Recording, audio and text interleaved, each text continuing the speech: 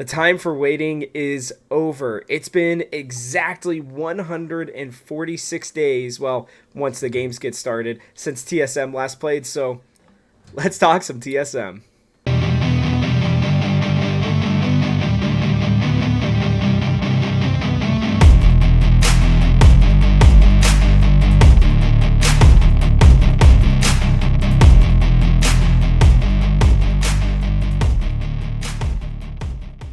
Can you all believe it? We are finally here. We are about a day-ish away since the last time we got to see our beloved team TSM play some games. And the last time, in case if you forgot, we barely lost 3-2 to Evil Geniuses. We took them to the brink. While they had some Danny situations going on, I still was really proud of what this team was able to accomplish. I think Chawi showed me some interesting thought processes during that series, and I'm really curious to see how things are going to go from here. So we're going to be doing it a little differently now that the videos are a little shorter. It's going to be, half the time on one team in game and half the time on another team in game. So let's get started with game one. I'll also have my predictions. Don't worry about that too. Question of the day, what are your predictions, though, for week one? Let me know in the comments section below. Let me know. Are we doing 1-1, 2-0, 0-2? What's your level of confidence here? Because I'm a little shaky, but I'm hopeful. I am hopeful. We're going to start with Immortals here, obviously. It's the first game we get on Thursday.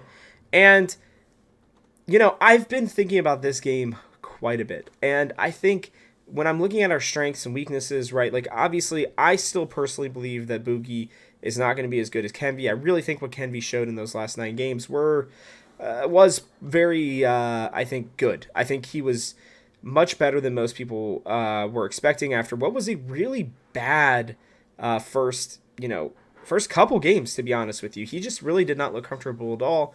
Now, things are changing around him. I don't really believe that, that players like, a Blaze Olive and Tactical and Fleshy are going to be much better. I'm still very questionable on Revenge, but there's just something about this team that makes me feel like CLG of last year, right? Where like Palafox and a Blaze Olive are so similar, and I mean Contracts, obviously had a lot more success before last year than Kenvi has, but there's just, I don't know, it's just that vibe that, everybody's picking them 10th, and then I feel like they might surprise, but I don't think it's going to be in this first game, if I'm being honest with you, because the way this meta is going, well, I think it is going to be really good for Kenvi and not great for Boogie, and it's also going to probably be pretty good for Revenge. I think if somebody can really soak up the pressure from Revenge, I believe it's going to be Solo. I talked about in my last video how I'm a little bit concerned about this meta for him, but I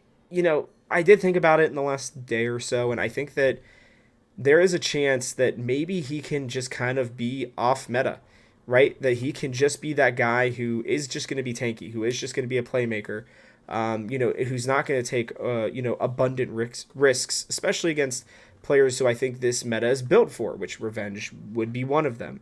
I don't really know what to say about the draft yet because it's kind of all over the place still, especially in the West. I know that there's a lot of really consensus picks in the East that we've been seeing.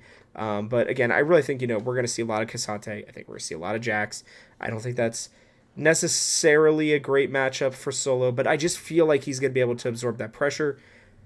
But I think it's going to come down to Maple and the bot lane. I think these two guys on my screen right here are going to be crucial because if there's anybody this meta is not made for, it's Tactical.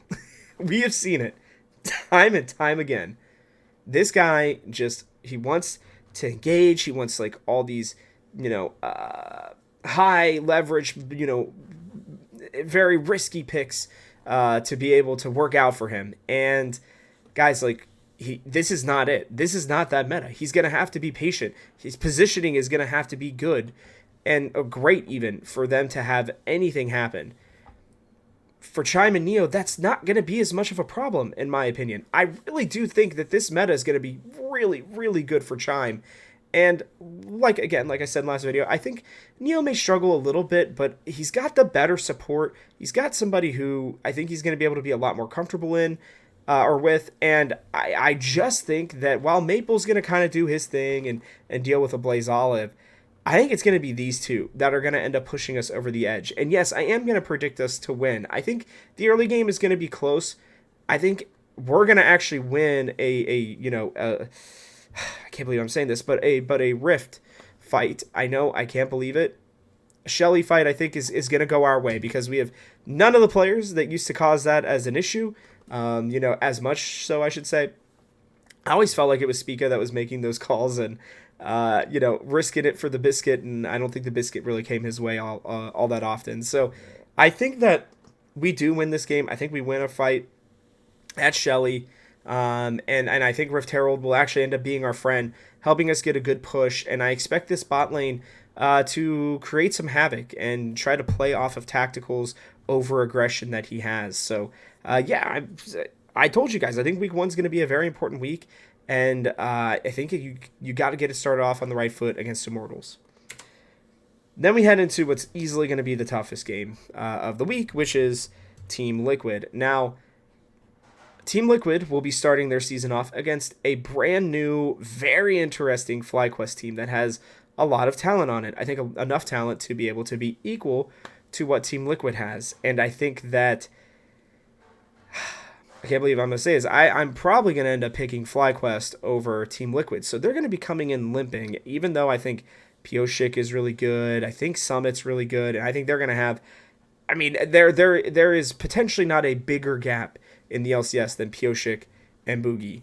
And I say that with as much respect as absolutely possible. But the one guy literally has won a world championship, and the other guy is... in a major region for the first time in his entire career and is also older than the guy that he's playing against. I mean, it's just, apples to oranges here. I mean, even though they're at the same position.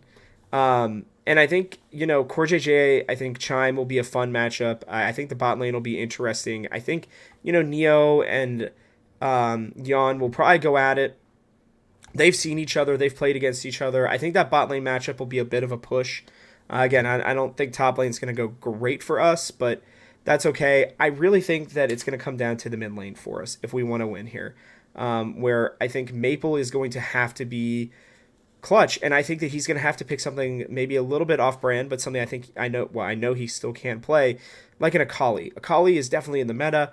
She has much more of a hyper carry ability, obviously, and when you look at what's been happening in the jungle, there's a lot of champions that are, expected to carry, and I just don't think Boogie's that. So, with him not being able to be that, I think you have to play kind of the counter meta here, and I think you got to have him being able to roam around to make impacts on the map. I would expect something like maybe even a Xin Zhao, honestly. I don't think would be that bad of a pick, early on for Boogie here, and I think it's a champion that he's comfortable with, and I think that would allow him to still be kind of beefy, right? Be able to have a high impact, but not be exactly expected to carry. You can carry with Xin Zhao, but it's not really something that I think you need to be able to carry with. So, for me, it's going to be... I would love to see Maple on something like Akali and just see him just take over the mid lane, because Harry will only be in his second game. He will have probably just gotten... maybe not dumpstered on, but had not a great game against Vikla, who, again, was the reigning LCK Rookie of the Year, who came over for some reason to North America. I'm sure money. And, he's probably going to be better than Harry, if we're being honest. So, with that being the case, I just think you got to attack those two areas. And you just got to hope that Boogie can, not get completely out jungled, that he can just stay in it, be able to make some plays, be able to use his ult correctly. And while I'm I'm feeling coin flippy on this game, I'm still going to end up picking Team Liquid. I think we go 1-1 this week. It's not that I don't think that we can win. That's why I'm saying 50-50. I don't think we can. Well, no, we can win. I just don't think we will. I really just think Pioshik and Summit are going to be too much. Regardless of how well the bot lane plays, unless if Maple just gets really fed very early on, gets like an early, level 6 kill on Harry and is able to translate that into the bot lane, maybe get Neo ahead. Again, I think those are going to be their two areas that they're going to have to play from strength for this year. And if he's able to do that, then sure, maybe they can win this game. But I just don't see Piosik allowing that to happen. Like, yes, he makes some boneheaded mistakes here and there, but guys, he literally won a freaking world championship like 3 months ago. So I'm just not going to count him out. I think that's dangerous, and I don't know. I could be wrong. Again, I could be wrong. I don't know. Let me know in the comment section below, like I said below, before, not below. And yeah, with that, I'll see you guys on Monday, and it'll be our first time to kind of dissect what we saw in the first two games from TSM.